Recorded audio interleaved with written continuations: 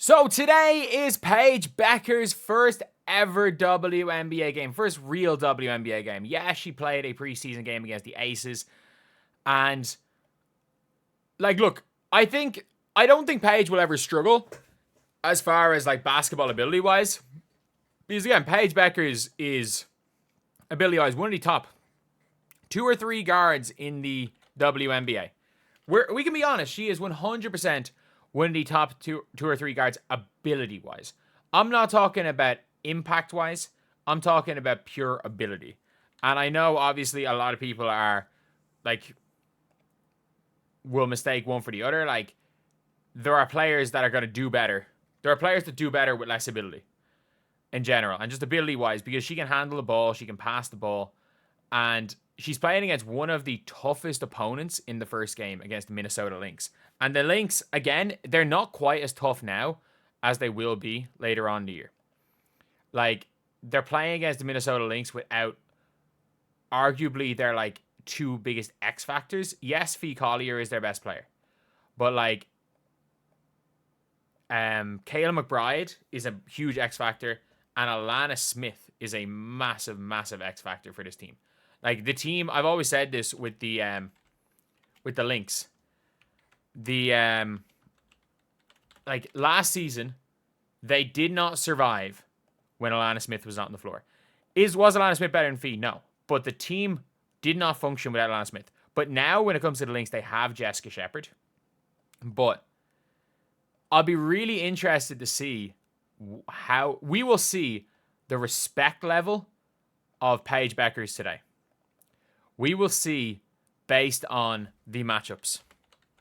Because we know Arike is going to take Courtney Williams. The Courtney Williams matchup for, the Lynx are unbelievably defensively. They're unbelievably good defensively. And not only that, they've got stoppers in every position. And I do think that she probably, with the full lineup, Paige is going to take the matchup of Kayla McBride. I think Kayla McBride's probably going to... Carlton's probably going to take the matchup in the regular season. But with Dejanay on the floor, it's going to be a really interesting one to see. How much teams respect Paige Bueckers on the defensive end? Do they come out with, Bridget Carlton on her? Who's a fantastic defender, by the way. Bridget Carlton's as good a 3-and-D player in the WNBA? Or do they put Carly Samuelson on her, who's a fine defender? But it's a lot easier. It's a lot easier matchup with Samuelson. And Carlton is a lockdown defender. Has taken some of the better players in the WNBA. And obviously, look, there's no Chechi Zandalasini anymore on that team. Carly Samuelson's probably going to start. And if Natisha Heidemann starts, you would assume that one of Courtney Williams, it's probably going to be Heidemann on Paige, but I don't think they're going to start Heidemann. And that's something that we will see today for the first time, is the respect level of other teams towards Paige Bueckers.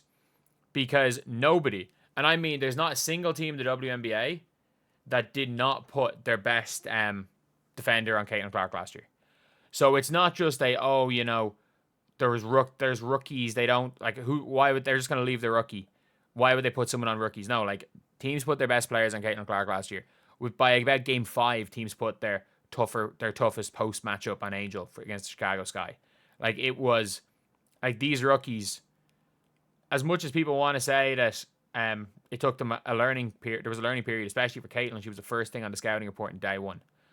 So we get to see where Paige Bueckers is on the scouting report. But this is going to be a really tough matchup, because if you look at the Wings power forwards, Fee's going to have to play a lot of minutes today.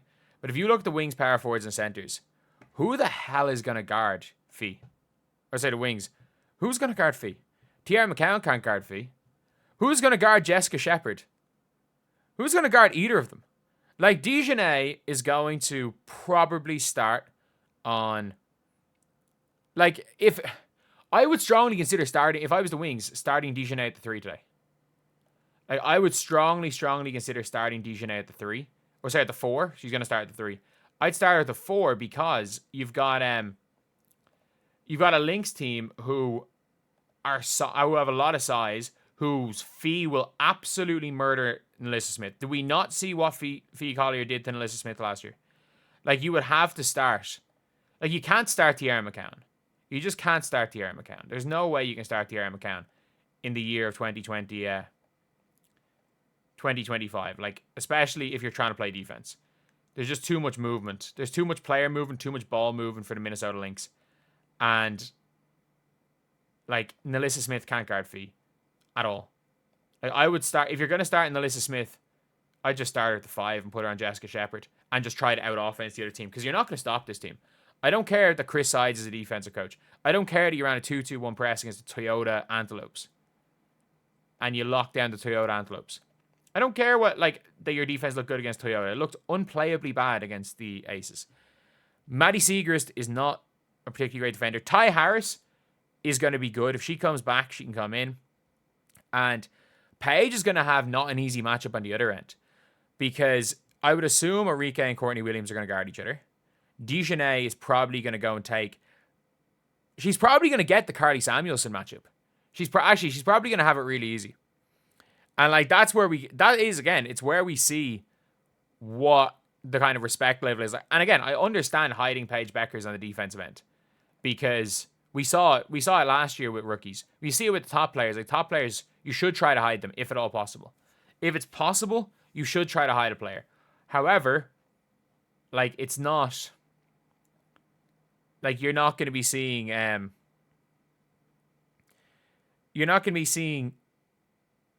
like, Paige on Courtney Williams at times. And I think it'll be a really interesting lineup when we see, say, like, Heidemann in the game. Or if Heidemann's in the game, or if even Paige is, like, running the 1 with no Arike. Like, is she going to have to go guard the 1s, or is it going to be Quinnerly that takes that matchup? Geiselsoder. She hasn't come over yet. So, yeah, I'm just looking at the team, and I'm like, I think Maisha Hines-Allen is, well, like, she's going to probably start at the 5. My projection is that it's going to be Nalissa Smith and Hines-Allen. And Hines-Allen, if she guards Fee, Jessica Shepard's going to do the same thing to Nalissa Smith. I would actually move everybody up. I'd move everyone up a position. I would start, if Ty Harris is healthy, I'd start Ty Harris. But I would I would even maybe play Maddie Siegrist at the 3 and just have Dejanay guarding Fee, because no one else can. No one else can. And how do I expect this game to go? I expect for the Lynx to win comfortably. However, if the Lynx don't win comfortably, I think it'll be mostly because of an Arike masterclass. I can see Arike going for 30 potentially, or she can go 1 for 27. Obviously that's an exaggeration. She could put up Game 5 Sabrina numbers. And again, it's an exaggeration, but Arike is not that far off that. I've seen her shoot, was it 4 for 25 last year in a game? But yeah, I think they're going to get destroyed. I think they're going to get absolutely destroyed. Like, I think the Dallas Wings are just by a long way the better team. Or sorry, not the Dallas Wings. The Minnesota Lynx are by a long way the better team. Even without Alana Smith. Even without Kayla McBride. Even without 2 of their 3 best players. I think they're still levels above the Dallas Wings. And if you're the Minnesota Lynx, you're going to want to win this game, because you're expected to win a championship this year. You're the Minnesota Lynx. How many championships have you won? How many championships have you won? In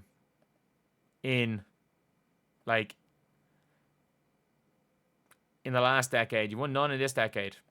You lost in crazy fashion. So, yeah, I would assume the Lynx are going to blitz them, but it's going to be a tough challenge for Paige, or it might not be. It might not be, honestly. If it turns out that she's going to take the Carly Samuelson matchup on both ends of the floor, then you would expect Paige to get the better of that matchup. And if Paige can't get the better of that matchup, then there's a bit of a worry. But yeah, And if you're wondering why I'm saying, oh, players take time to adjust, she's like 20. She'll be 24 years old in a few months. So there's a little bit less of an adjustment time there for Paige. But it'll be an interesting one to see. And maybe I'm wrong. Maybe she does end up getting the Bridget Carleton matchup early in the game, taking on the Bridget Carleton matchup on the other side of the floor. And if that ends up happening, then okay. Then it's a real test because Bridget Carleton's an exceptional player. So anyway, yeah, that's the video. I'll see you guys.